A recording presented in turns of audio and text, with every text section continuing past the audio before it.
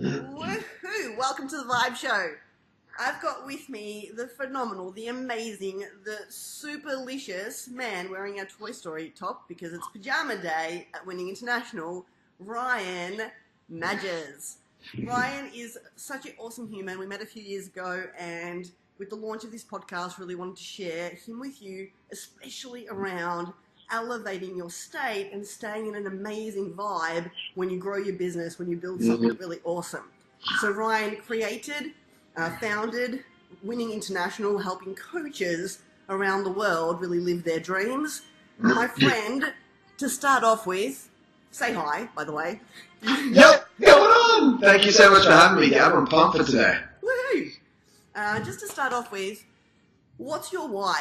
Why did you create Winning International? What was the driving force behind it? It was interesting because I've got a fair few different factors on some more micro, some more macro layers of leverage for me and purpose. But when I started winning, the thing that got me to make the switch between, because I ran a digital agency before, which financially was doing well, but wasn't really hitting my heartstrings. I did this interesting activity where I rewrote my eulogy. I didn't rewrite it. I've never written it before. I wrote my own eulogy out, which is, what are you going to be remembered for when you die? And the reason I did that was because generally what I do when I get lost is I try to go macro and go, what do I want at the end?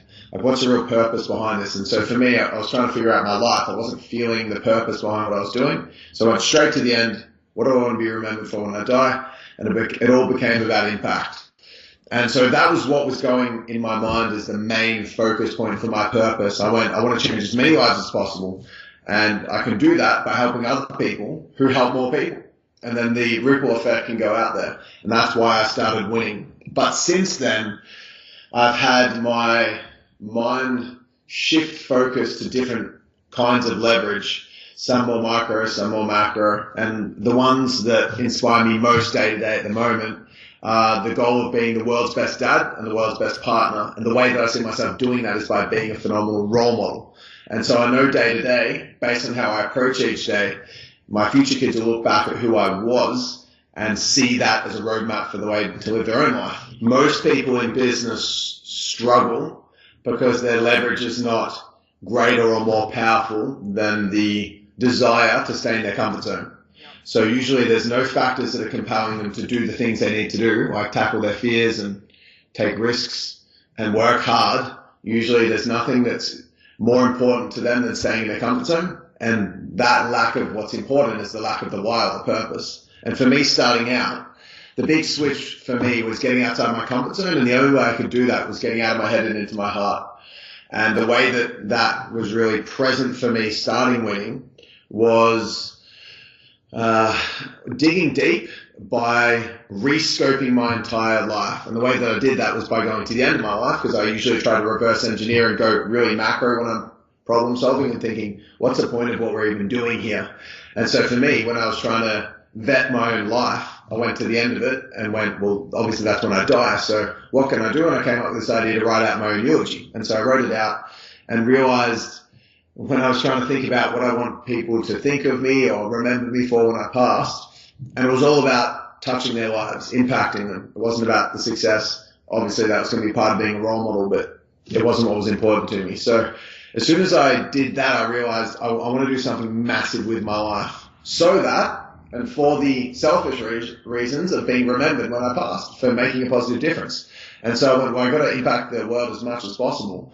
And I think I can do that by helping other people who help more people, which for me was coaches. And I was already working with a lot of coaches through my digital agency at the time. But then I went shut down and went straight into Winning International, and launched a business that helped coaches grow so they could help more people. And so it was really the spurring on of wanting to make a difference that helped me kickstart that business. That was my leverage. That for me at the time was more important than the temporary pain of tackling my fears associated with having to run seminars and put myself out there and say, this is my big business and I'm a coach and I'm going to be the coach's coach at a young age. That to me was less, all those fears were less important than the mission to change the world. Love that. So guys, watching, listening to this, do it for yourself. You know, take yourself to that end point and ask yourself what Mhm. would have made this life count, and build it up so strongly that you will continue no matter what when it comes to growing a business. Because so often, you know, if the person's desire is not big enough, it's true, they give up so quickly, but they didn't do the work on desire. So I love that. If you were to, there's probably many, right? But whatever comes to your mind right now, when you look at the growth you've undertaken, the different shifts in your thinking, you know, that have shifted you into higher states of being, right? Because to me, every time we grow in business, we actually shift. We have a complete shift in the way we think, and that impacts what we do. What's one of the most fundamental shifts of thinking that you went through over the last few years? Well, there are two main ones that I've had that have been real huge acceleration points for me. And one was right at the beginning, and I think as a lot of the guys listening to this interview will probably be towards the start of their journey. I'll focus on the initial shift that I had.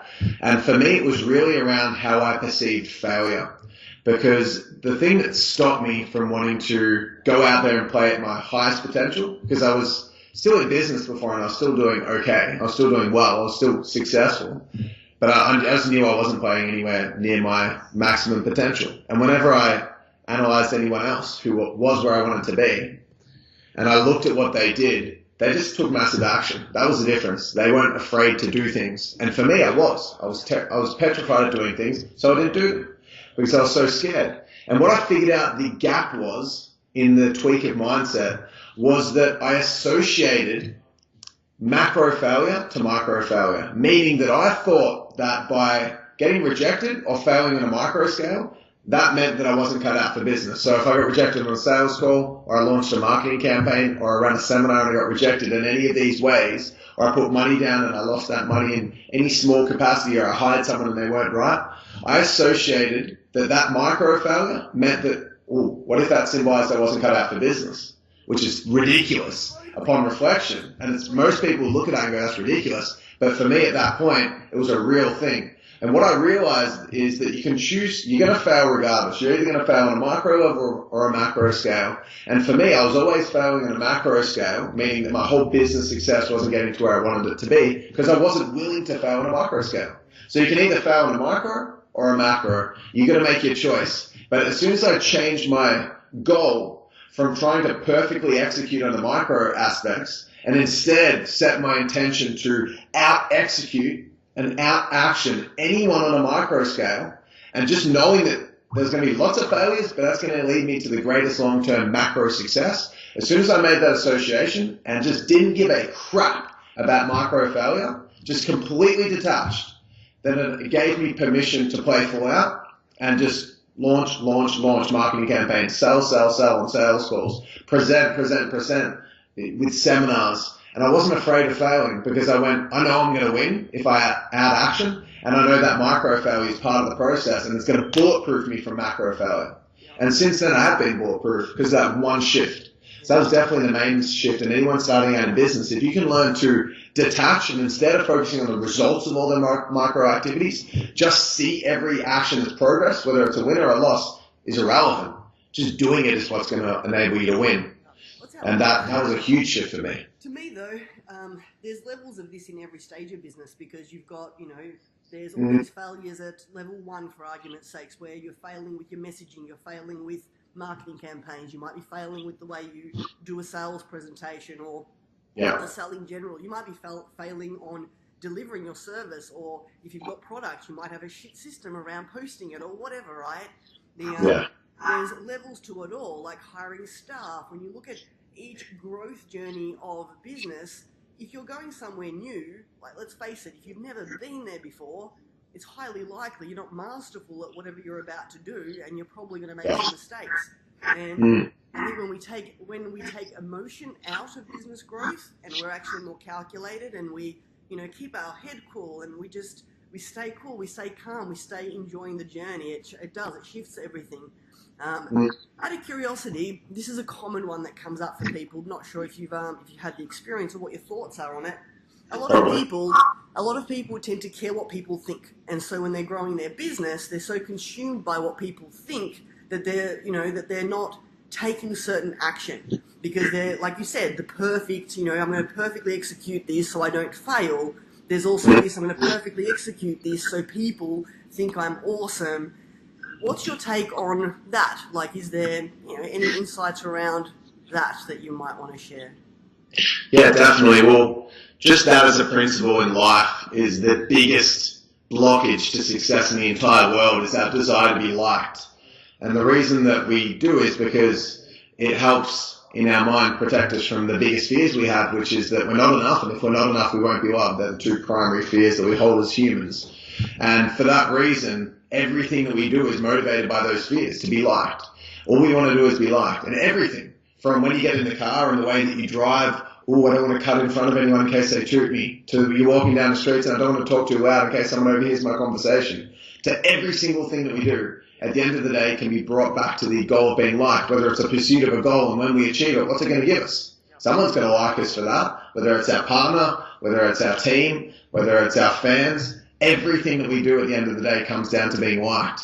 And the more that you can detach away from that, the more powerful you become because you're led by your own goals and not by the goals of others or the goals of what other people are going to think of you. So it's not just people in business, it's people in the world, and everyone thinks that way, not just people that are, if you're listening to this going, man, I thought it was just me. It's everyone. It's me just to this point as well. And so acceptance is the first key.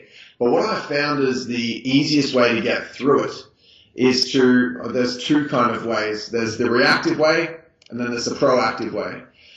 The reactive way, which is how do you get through it when you're in a predicament, when you're afraid of doing something because of judgment, the instant switch you can make is get out of your head and into your heart. And so what usually happens is we find that the times we're most scared or fearful come from the times where we're most thinking about ourselves. And so if you're about to do a big keynote presentation or run a seminar, like really putting yourself out there publicly, and you're nervous, you're never nervous because you're focusing on helping other people or gratitude. You're always nervous because you're worrying about what everyone else is going to think. What if they reject me? What if they don't like me? And it's always about you. But if you switch away from you and you start to focus on impact and get into your heart, out of your head, then the sort of questions you're asking yourself are, holy crap. How lucky am I that I get to do this? If I go 5 years back and then come to this present moment, this would be a dream. I get to help these people. I don't have to do it. I get to do it. And so you're shifting your perspective from a head-placed, ego-based thought process to a heart-based thought process, which makes it very easy because now the focus is shifted from you to them. Yeah. And so in a way you could say that it's reactive because it's deflective. You're actually taking the focus away from you and you're putting it onto someone else. And that's what I needed to do starting out. When I was running these seminars, the only way that I could get myself to have the courage to do it was to make it not about me. Because if it was about me, then it was too overwhelming to bear. And so as soon as I deflected it, reactively went, it's actually, I'm doing this for them. I'm doing this for the billion people whose lives I want to change. Then it made it easier for me to comprehend. And that's reactive. The proactive way to deal with it is by expanding your comfort zone to your core, so that who you are and the activities that you used to doing get bigger and bigger and bigger, so that the same tasks that used to scare you no longer scare you because they're within your comfort zone. And I like to think of it as being a big circle, and you're in the middle of the circle, and there's all these little dots in the circle that symbolize activities that you are comfortable doing, which could be as simple as talking with a friend, walking down the street in public, to some people might have sales in their comfort zone, someone else might have sales outside their comfort zone. Someone might have cold calling outside their comfort zone, but warm calling and warm sales inside their comfort zone. And so every time you can venture out of your circle and you can tackle a dot or an activity that's in your fear zone or outside your comfort zone, you can imagine that the circle that was your comfort zone expands to engulf that activity, and your comfort zone gets bigger. So what used to scare you doesn't scare you anymore. And I kind of see it like a rubber band. So if you can get in the habit of tackling fears, it always expands, and then the rubber over time solidifies and gets used to being at that level. But if you tackle your fear once and it expands temporarily, temporarily and you don't continue to expand it, then it's like a rubber band and it'll snap back. And most people get the courage or the willpower to go, boom, I'm going to tackle a fear, but they're not in the habit of tackling fears. So after a couple of weeks, it just snaps straight back. And they never really become someone that is bigger. And that whole phrase gets thrown around all the time, fake it till you make it. And when you're doing a fear challenge, that's not you comfortably doing something that's inside your comfort zone. It's faking it really, because you're throwing yourself into the unknown. And so for me, doing activities like singing on a tram, I didn't feel comfortable doing that by any stretch. But when I followed it up 2 weeks later by doing a motivational rant on the tram, I've started to become more grounded in that activity because I built a habit of doing things outside my comfort zone. So instead of it being a Ryan rampage, just to fill the people in case they haven't, and they should have. If you're not following Ryan, please do so. To fill you in though, Ryan literally went on this rampage of fear challenges to stretch himself so he could make a bigger impact, right? But let's face it, the reason why he took the fear challenges on was because his desire for impact was huge. And his drive to execute his business vision was a 10 out of 10, right? So what he did is he literally did crazy shit, like get on a tram and, motivationally speak to everybody. And some people thought he was great and some people, didn't. And he did a whole bunch of crazy one lady that was so disempowered when I was doing a motivational rant, because the topic was at peak hour at 8 a.m. in the morning, talking to people who were heading to a job they hated, for most of them on there, and they all looked so miserable when I got on the tram. I was calling them all out. So there was one lady on that tram that didn't want to be called out, and she literally, probably 3.5 minutes in or 4 minutes in, was like, shut the fuck up, because she was so, feeling so disappointed and angry and frustrated by the message that she lashed out. And there were other people that were, so engaged, going, holy crap, this is something I've never seen before, and this is a message that has never really been given to me, and they were taking positivity from it. But I wasn't doing it for them, I was doing it for me. I was doing it because I wanted to grow. And that was just happened to be an extra positive part of it, that other people were getting impacted. But at the end of the day, I was doing it for me. And it's such a phenomenal example, I know for myself, I purposefully and I still do to this day, I purposefully, consciously did shit that made me feel uncomfortable as often as possible in growing my business, because I knew the more I stepped outside my comfort zone in every area, in hiring staff, in everything you can think of, in increasing prices, in hiring staff, in launching certain, running certain events, having a certain message, having a certain message that feels a bit uncomfortable to share because you're going out saying something most other people aren't. And I still remember that there was decisions I made, and I don't know if you have this or if you're listening, this is just an indication, there'd be big decisions I made in business that no shit, upon making the decision, I kind of the world shifted, I couldn't even hear people, everyone was the people talking to me in that moment, Ryan, sounded like this, blah, blah, blah, blah, blah, blah. And I'm all I could hear is my heartbeat, and everything's fuzzy, it's so outside my comfort zone. But the benefit to that is when you stretch past that and you realize you're safe, you realize you didn't lose a leg, you didn't lose an arm, no one died, you're safe. You'll change forever. You'll never be that person again because hey, I can handle this. And unless you don't do anything more, because then you will snap back. And I've had experiences of that. If I was to go, you say, get on a tram right now, I'd probably do it, but I'd be shit scared. I'm not accustomed to it because I haven't been doing challenges like that recently. And so my rubber band snapped back a little bit to exclude some of the activities that I did get used to before, because I've shifted my focus from doing lots of public stuff to doing more back-end stuff in the business. So, Specific to that, though, but I think, yes, I agree with you. You didn't master the art of train speaking. Yet at the same time, to me, everything we do in any area of life, and as long as we continue to stretch our comfort zone, as long as we continue getting that, it's it's a continuation. Yeah, it's just making sure you're always stretching yourself somewhat. I'm sure you can relate to this. I've got clients who, to work with me is such a huge comfort zone stretch for them. Sometimes financially, sometimes time-wise, sometimes because shit, this is real. To take on Gabby as a coach or Ryan as a coach, that means I'm backing my dream now. I'm putting my money where my mouth is. and it's super uncomfortable for them. And yet, usually I've found the ones, and this isn't like a general rule, what's your take? I found the ones that find it most uncomfortable and step through that uncomfort zone are actually the ones that get such phenomenal growth instantly. Like just a decision to enter a program actually creates the shift. And yeah, the content and the stuff they learn is super important, but the identity, who they become in that moment is more important than the actual content curriculum. What's your take on that?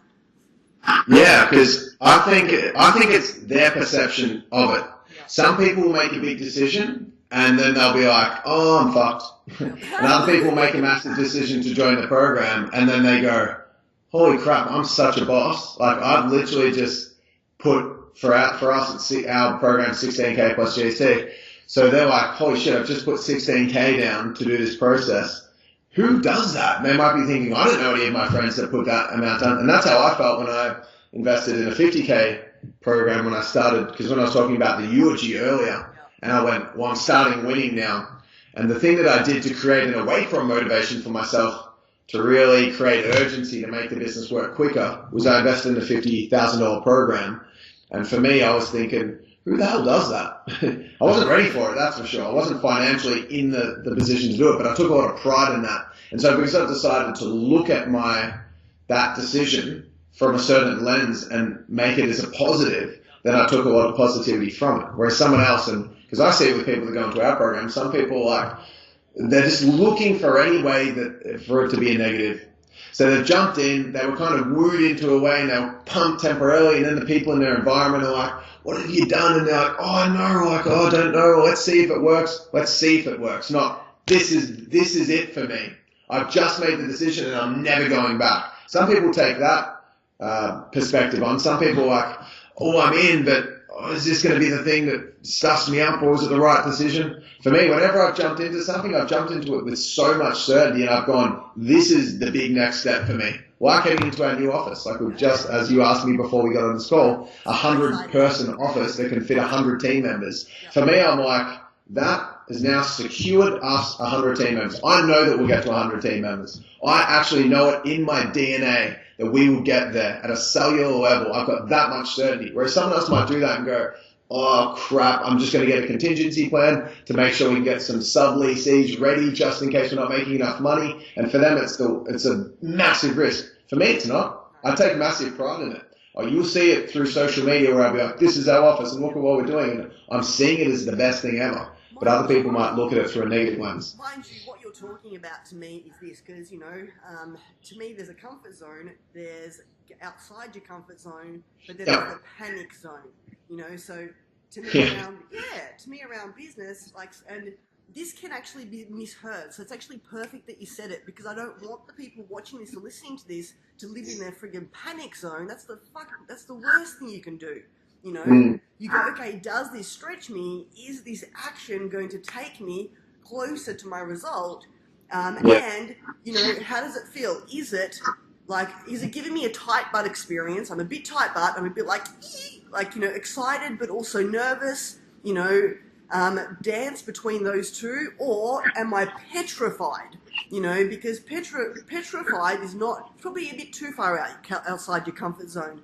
And I've also seen, especially overachievers, people that are pre-wired to actually take big action, they hear this message and they're already stepping outside their comfort zone, right? And they can often hear a message like this and go, "Oh, that means I've got to do this uber big thing."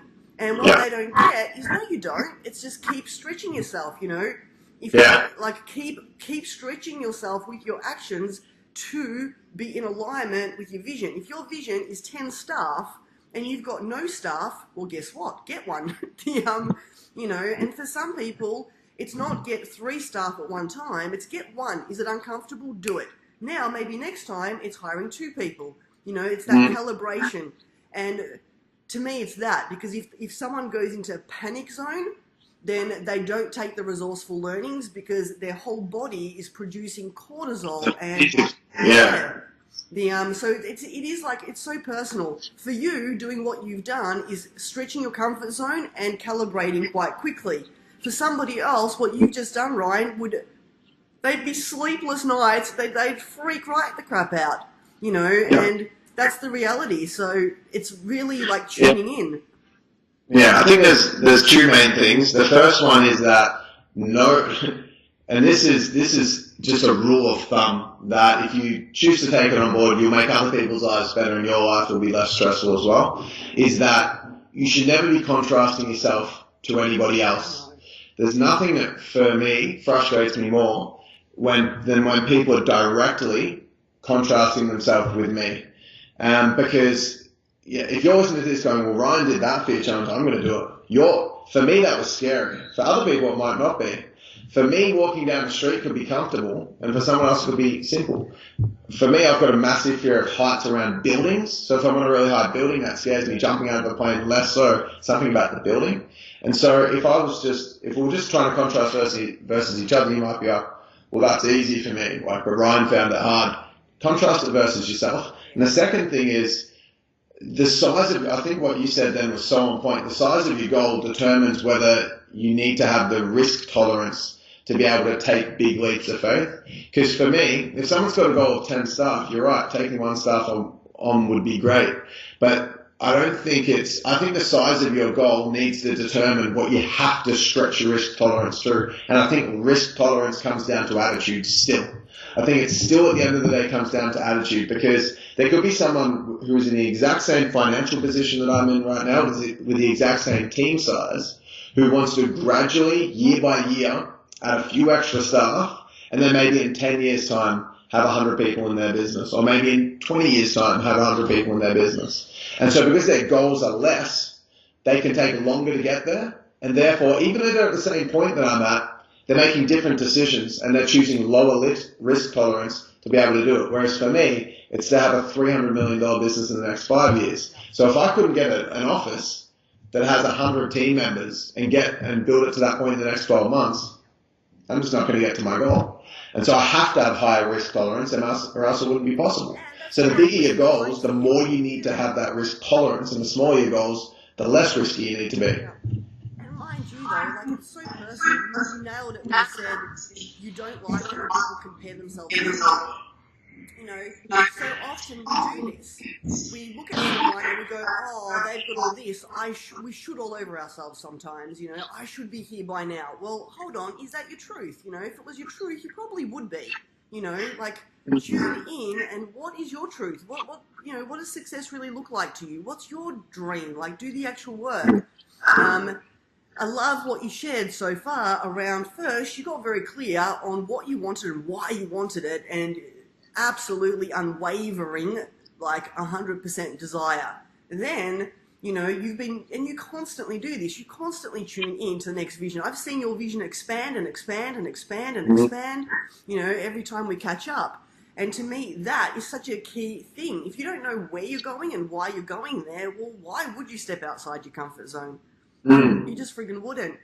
Two, one thing I love about you is that you take full responsibility.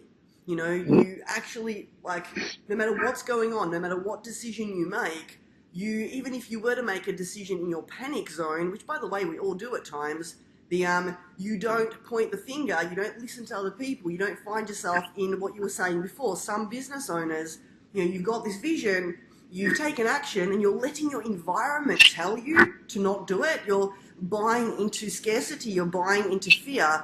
I've never seen you do that. What's your process and thinking, or what do you believe to be true that has you never point the finger outside of yourself and always go inwards and take full responsibility for your decisions? Yeah, it's a real simple one for me, Gab, and thank you for the beautiful compliment as well. It's very simple for me, though, and that is that the moment that you blame somebody else, or you say that anything, positive or negative, any results you produce have come down to an external factor, even if it's true, you lose the ability to control the outcomes moving forward. So if I always throw out a controversial one with this and say that if I was to get cancer, I would put it on me. That'd be my fault. And I did this angry rant about coming from cause or taking responsibility as a Facebook Live. And I said that, and I said, even if I was to get cancer, it'd be my fault. And if you've got cancer, it's your fault. And I had my grandma comment below saying, how dare you say that, because my grandpa's got cancer. And how dare you say that? And it's like, at the end of the day, my view around taking responsibility, I don't give a flying fuck if you take responsibility. The reason that I choose to is so I can control my outcome. So if my grandpa's got cancer and he chooses to not take responsibility, he can't fix it. Because in the same vein that it was down to some external factor or poor him, then it wasn't his fault. He had no control over getting it, and therefore he has no control over fixing it. Whereas for me, if I got cancer, I go, what have I done? So if I can find out what I've done, then I can find out how to fix it. And the same thing with everything. If my relationship's deteriorating and it's her fault, then it's only her that can fix it.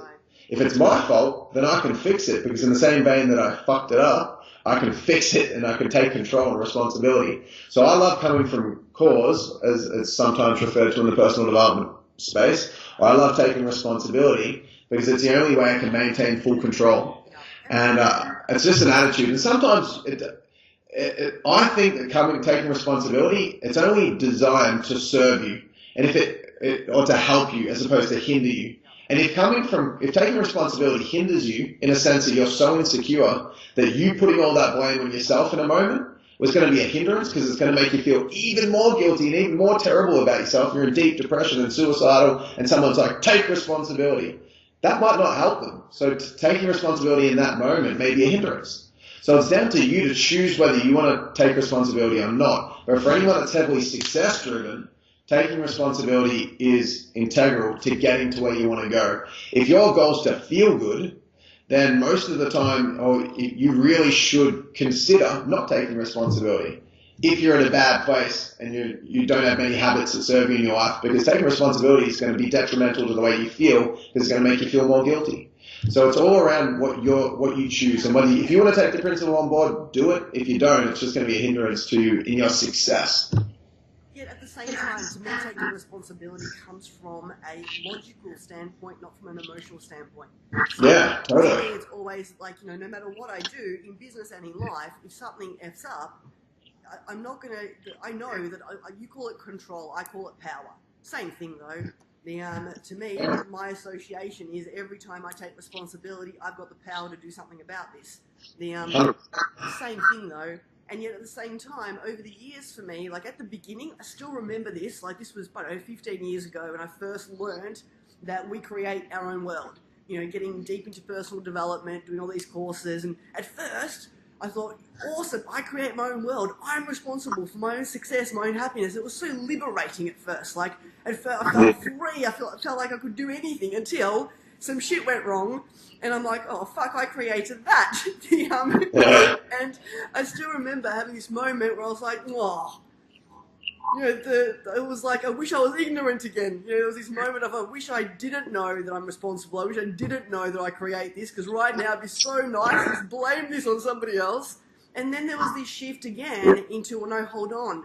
Because once I took responsibility and shifted, there was such an elevation in my life that I was convinced that no matter what happens, and may it be in relationship, may it be in business, may it be in my health, may it be in any area of life, if I don't point my finger and if I don't ask questions, if I don't ask, what can I learn from this? How can I improve? How could I do it better? What else do I need to learn? What am I missing here, that had this occur? If I don't do that work, I don't grow, and nor do you. So I love, that, but also giving it to the people of, guys, it's not about blaming yourself. It's not about taking responsibility from it. Oh, I'm a bad person, I need to beat myself up. It's an empowering thing. I've got the control and the power. So I love that. And to me, it's a key principle. Like, you've given heaps of gold already. Guys, stepping outside your comfort zone in business to grow towards your vision, super important. Make sure it's in alignment with your vision. So many people out there, you step outside your comfort zone, but they don't have a clear vision, and they're taking action that's stupid. It's like, well, make sure that the outside your comfort zone action is in alignment with your goal. And make sure that every time you do something, and it doesn't work out, just go in and go, okay, what can I learn? How can I take full responsibility for this? As opposed to blaming your clients or blaming your staff or blaming the industry or the time of month, or, which so often people do. Well, it's never been. I always blame time of month. What was that? You blame. I always blame the time of the month. You do? How? What do you mean? How do you blame the time of the month?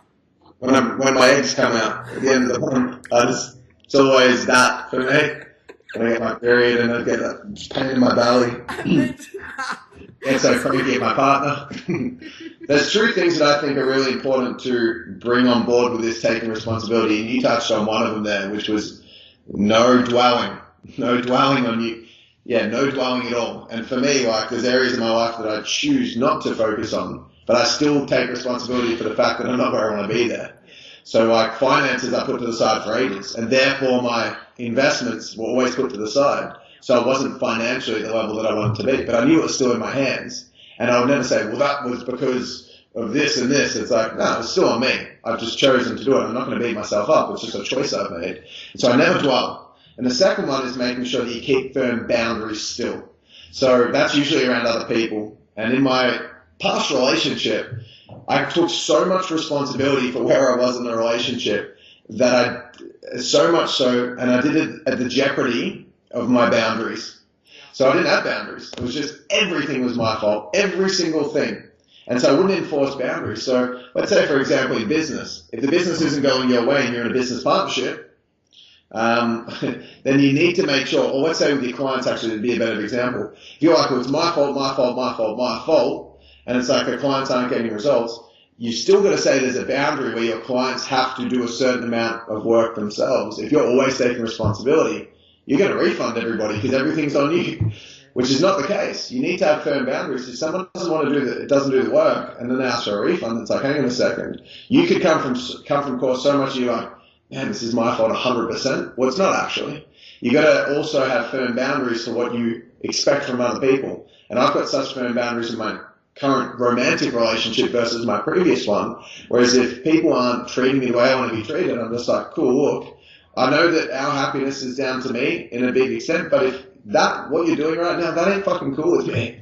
There's a firm boundary I have in place, and that needs to be met for you to fully respect me in the relationship. And it's something that I'm not willing to budge on. And I didn't have that in my last relationship. And as a result, I was always choosing to be taken advantage of. Pretty much. I was still, see, even now in this conversation, I'm still coming from the cause. It's still my fault, but I didn't set firm boundaries in place. And as a result, I stayed in a relationship for way too long. Yep. And that's all a learning journey too. Like, at the end of the day, because of that, you now know the importance of boundaries and standards and actually... Don't worry, girl, I ain't dwelling. Rule number one still applies. But it's true. Like, when I look at all the growth I've ever undertaken in my life, some of my biggest lessons have come from my biggest screw-ups, where I wasn't, I didn't have enough clarity, I didn't have my boundaries, I didn't have standards, whatever it might be. To me, it's that, and I take responsibility, and it's not about you being a martyr. So I love that, because someone could take this on and just become a martyr, I love that martyr. It's a funny sounding word, martyr. Say it 3 times, or a martyr, anyway. With every breakdown comes a breakthrough. I love that, and I've heard it so many times. It's just, you and I are programmed now to look for the gold in any miserable or painful situation, whereas the average person looks at any excuse to feel negative or to blame themselves. Like, even if I fuck something up massively, I wake up feeling shit. I'm just always looking for the positive, and I'm okay with everything. And the further on you go, the more you accept everything that happens, and not only accept, elevate to a place of appreciation for it. And when you can get to that stage, life's a whole lot more positive due to the way you choose to view it. Yeah. Hey, here's a question. If you could go back in time, and and this is not to say, just to pre-frame this is not to say there's any regrets. This is not to say that... Don't worry. I ask this question a lot when I've interviewed, and people are like, well, I wouldn't change a thing because everything had its purpose. It's like, but if we put that to the side and you wanted to change something, what would you change? Yeah, so, if you could go back in time and you could give younger version you, one piece of information, knowledge, wisdom, that if he had it back then, could have actually had him, just flow through life. Like, what do you think you know now that you definitely didn't know then, and that you would love to gift the younger version of yourself? Yeah, it's pretty difficult to pinpoint it to one, but upon reflection, in 3 seconds, I would say, I would say that it would be a deep-seated understanding. Like, if I could give myself anything, it'd be a deep-seated understanding that every single person in the world has the exact same potential.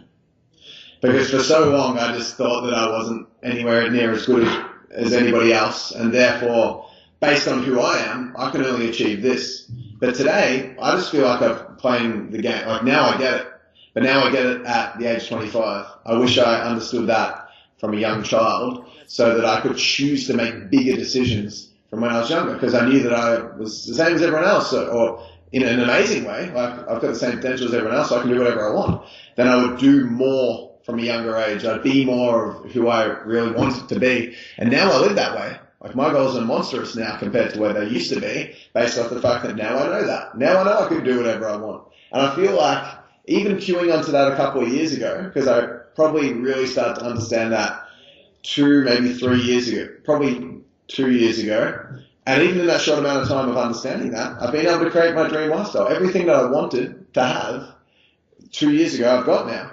Like, I blew my mind the other day because, and I know it's a materialistic thing, but I really don't care. But I went and test drove a Lamborghini, and yeah, and for me, because I don't care about watches, I don't care about lots of materialistic things, but cars, I fucking love cars. I've got a deep appreciation for them. So I test drove a Lamborghini, and it was sick. By the way, it was awesome. I've raced them in the US before, because you pay like $500 US, and you can race it around the track, and that's epic. But I just wanted to test drive one.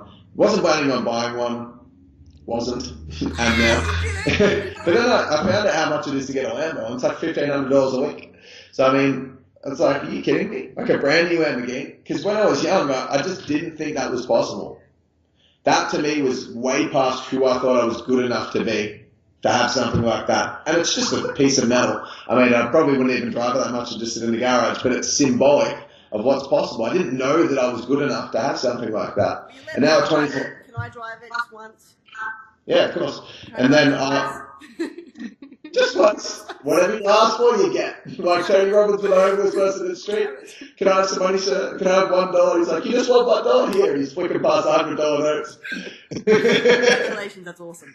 So for me, just realizing that was massive. It's like I can have everything I want now, and let alone what's possible in the future. But I don't feel like people understand, because now people will be listening to this right now and putting us on a pedestal, like we're different. Because Ryan's got all this good knowledge, and Gabby's running this podcast. I'm different, you're different. We're not. We're the same fucking person. Just everyone is. And so everyone that's listening, don't put us on a pedestal. Realize there's no difference. Because I was in your shoes a few years ago thinking that me and Gabby, the equivalents, were way better than I was, which is a lie. And if I'd known that from the start, I would have had a very different path and growth trajectory. That's for sure. It's beautiful. It's funny, you know, like you just... there's certain things, and I get you and I have a slightly different history, but my parents gave me so many beautiful gifts. Like, I came to this country as an immigrant. We literally lived in a refugee camp for a year. We came here with nothing. 2 suitcases. I think Mum and Dad had like $100 and no one, and no English skills and all of that kind of stuff. And, you know, we were poor. And, but there was something really cool my parents always did. And my dad would literally, like, still remember this moment. I'm a kid, and, you know, we're sitting outside, I think we're camping, and we're just like, you know, philosophizing and stuff. I was probably, I don't know, 8 or 9. And, that's pretty cool in itself. That, and...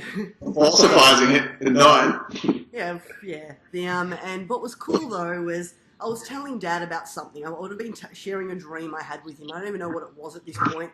And I'm like, do you think I could do that, Dad?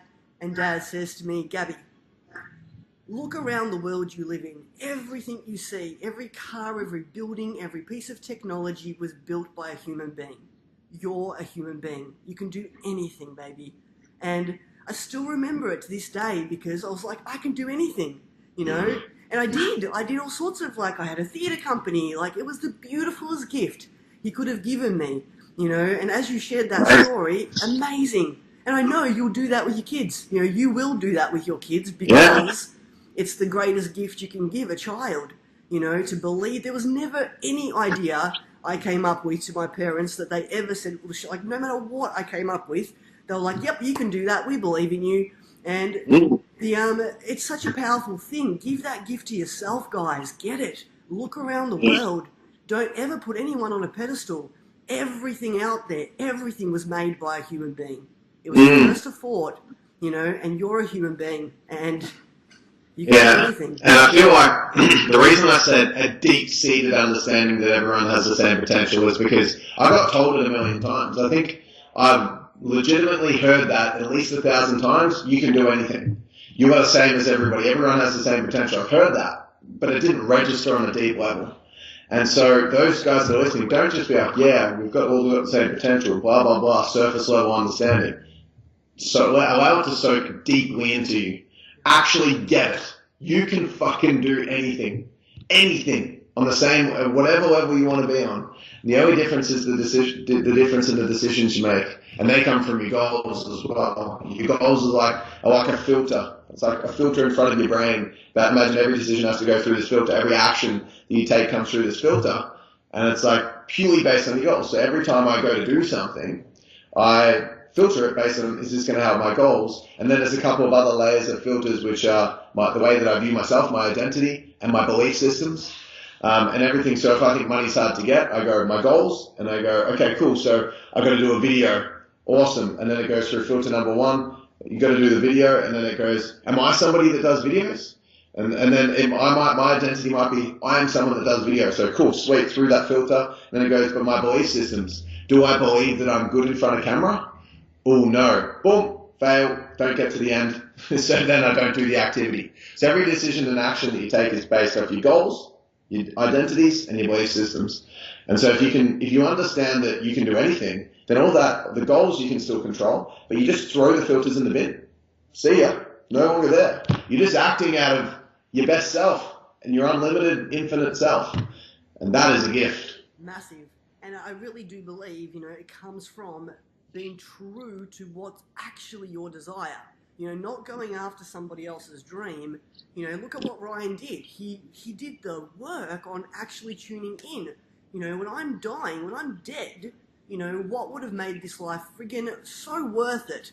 You know, that every cell in my body is thriving up there wherever I am. Gosh knows what happens to us, right? He tuned in. He actually got clear. He wasn't chasing somebody else's dream. He said it to you, he went to test drive a Lamborghini. Why? Because he actually likes it, not because it's cool to have one. You know, he doesn't like watches, so he's not going to go out. Only because it's cool to have one. Yeah, well, yeah, but ultimately it's the truth. But it's true. Like, so often people don't get this. You can have anything, right? Anything is possible, but please get that. I believe anyway. Tell me what your thoughts are. When it's my truth, when it's my absolute 100% desire, there's nothing that stops me achieving my desires. Nothing. And that's it. That's the difference. It's, you know, spend the time to actually work out who you are, what you value, what you desire, what your truth is, you know, and then go after it with everything. And it's that simple. Yeah.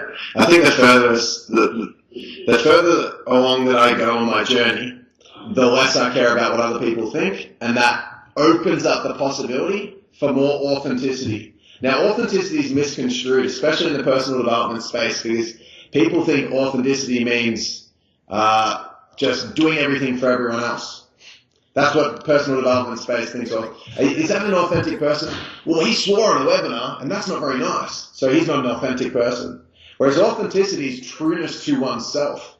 And so, and the reason that we look up to certain people in the world a lot more, and we don't know why. The reason that people look up to Donald Trump so much, and people in the personal development space hate him so much, people look up to him because at the end of the day, he says whatever the fuck he wants, and that, in my opinion, is true authenticity because he's living his fucking truth, and because he's living his truth, everyone admires that. They don't know why they like him; they just like him. Why does he have so many followers? He just has a hell of a lot of followers. Why does everybody like Conor McGregor when he's arrogant and when he's someone that just doesn't give a shit? Because he doesn't give a shit. He does what he wants to do. If that means smoking a cigar, walking around with his shirt off, and just buying like expensive shit, that's what he wants to do, and he's doing it.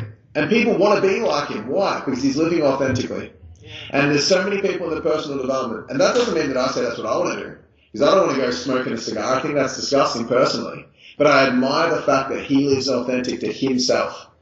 On the same token, some people want to go out there and become a woman when they're a man. And then to them, that's them living their truth. So fine. And people are fascinated by that and they look up to that because at the end of the day, they can see that person's being authentic to themselves. So we're magnetized to authenticity, but authenticity is misconstrued in the personal development space to mean you're positive all the time and it's something that doesn't affect anyone negatively. It's just, that person's not authentic because, they don't want to have one relationship. I want to have one relationship, but if someone else, another guy out there wants to have 3 partners and the 3 partners want to be with him, and people might be like, that person's inauthentic. Well, maybe they're actually being authentic to themselves. Don't diss it because they're different or they're not doing what your map of reality constitutes to be the best.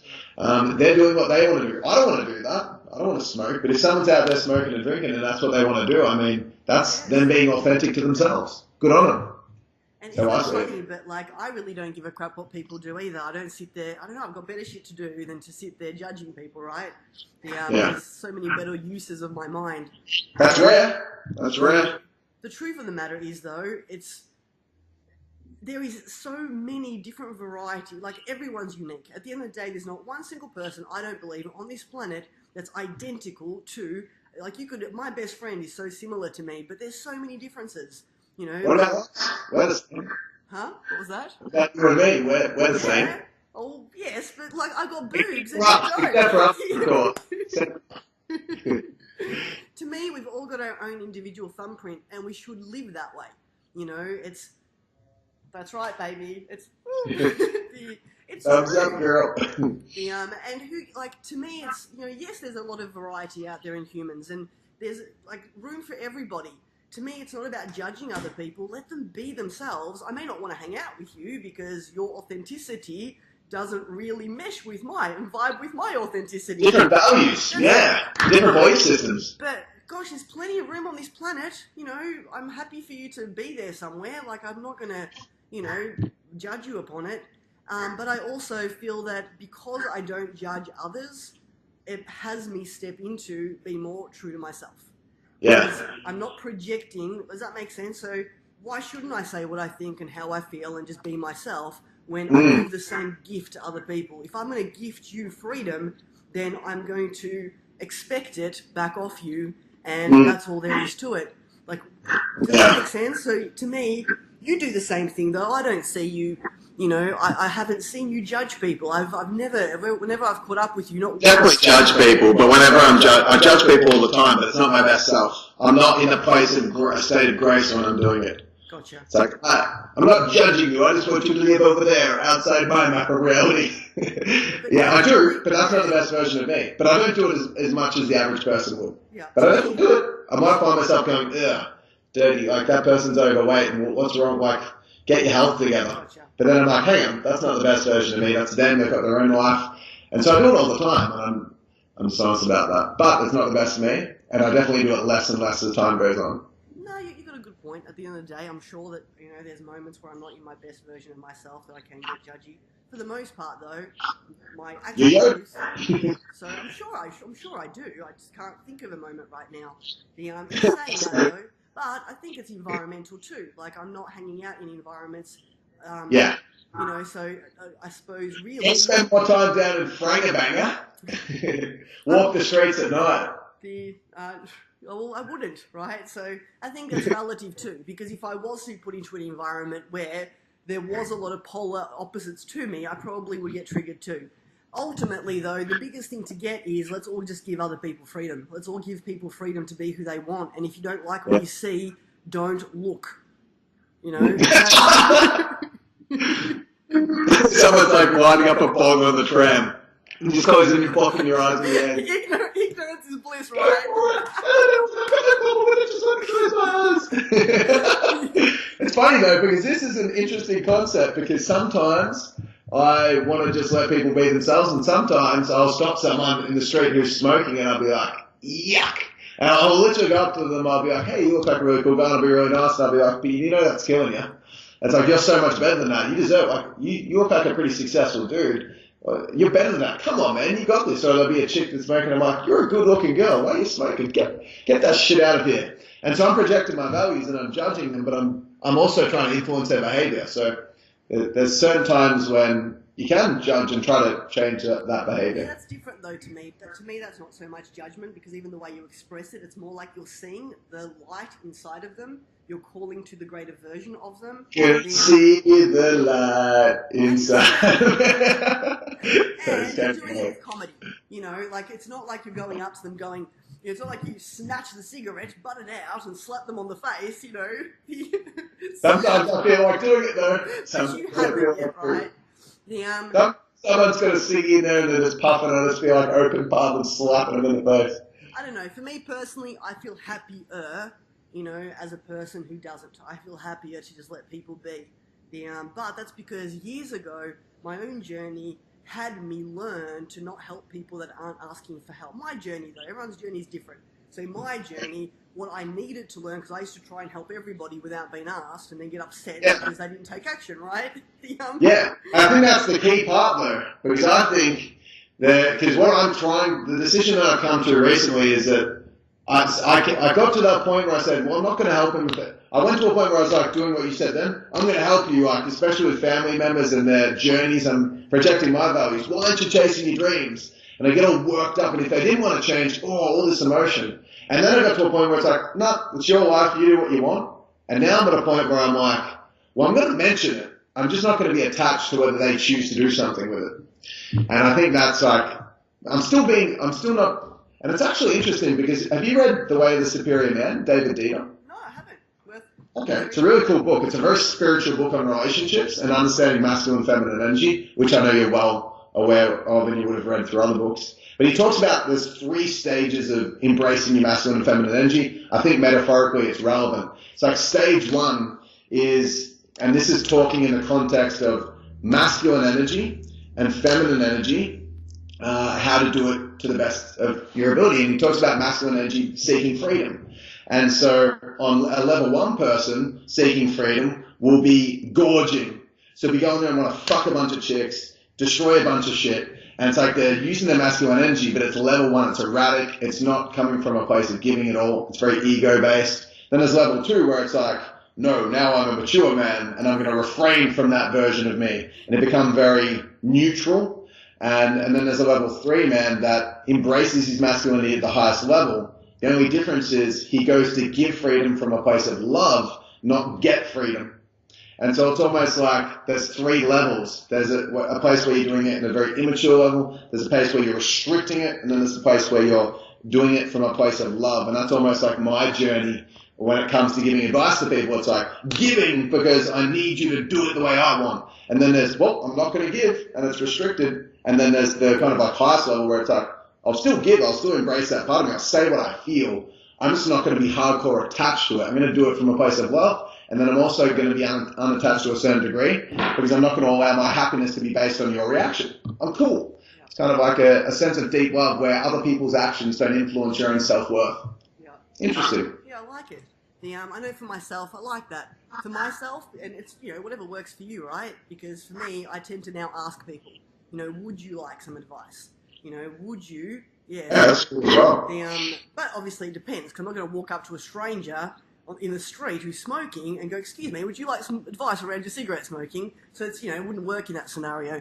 Yet at the same time, I don't tend to walk around streets like you seem to be doing a lot. Like, what's going on with you? I was actually next door to this office the other day. There was an overweight man who looked very unhealthy. He looked like a driven business guy. And I walked up to him and I was like, hey man, pretty random. Quick question though, you look like a really driven guy. You like full into business, and would you say you're quite successful in business? And he's like, what do you mean? I'm like, well, you've got a tie and you look like really driven. You're like a kick-ass business guy. And he's like, yeah, I am. He started to get a bit perked up. And this is in my back of my head. I'm planning on slamming him around his cigarettes because he's smoking.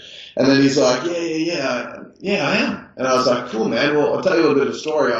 I'm into business as well. I run the offices next door to this building. And I'm super into business. And, you know, I would say I'm a little bit too successful now. But I used to neglect my health massively. I used to miss breakfast, miss lunch. I'd have chocolate bars for dinner. I was so unhealthy. And I thought because I was working so damn hard, it didn't matter because I was successful in business and I neglected my health. But then I made a decision to change, and I needed someone's help with it. Like I hired a fitness coach, and then I got my nutrition in order. And it took more time, but I was actually more productive overall because I was healthier, so I had way more energy. And I was like, and look, I see you smoking right now. You look like an awesome guy, a kick-ass guy. But to be honest with you, man, you're better than that, and you know that. And I was like, so have you thought of quitting? And he's like, oh, actually, yeah, I've thought about going on those e-cigarettes. And I'm like, man, today, make it happen. Get on the e-cigarettes. And he's like, yeah, I will. Yeah, I will. Thanks, man. And so there's this guy that if I just went directly and said, get out of the cigarettes, he'd be like, who the fuck are you? Like, because he was a big, confident looking, he was probably 50 years old, and here's some young schmuck. But he took it on board because I didn't communicate it effectively. But you're right, if I went up and I was like, quick question. Do you mind if I give you some advice on your cigarettes? No, in conversation though, look, I friggin' adore you. Thank you so much for the time you've given and all the bits of gold and the wisdom and the funders and all of it. Guys, check out, and I'm sure a lot of you would already be following Ryan. Check out Ryan. He's phenomenal. He's also got a podcast I think you'd love called The Pain and Gain Podcast with Ryan Magdziarz. That's right. So please do check him out. winninginternational.com.au or just .com for the website? .com. The best way to find me would just be sending me an email.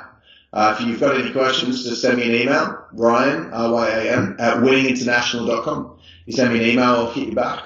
But if you want to follow my stuff, just jump on Facebook and type in Ryan Magdziarz. My last name type to spell, so you have to probably pause this and write it down, but it's Magdziarz. And if you just spell it correctly in the actual description of the podcast, so we've got you covered. Oh, so just jump on Facebook, search me up, look at my page, and there's a bunch of content and value on there. And if you ever have any questions, just send me an email or PM the page, and I'm more than happy to help. Lots of love. Thank you so Gab, much. thanks so much for having me on. Thanks, It's been guys. awesome fun. Ciao. See ya.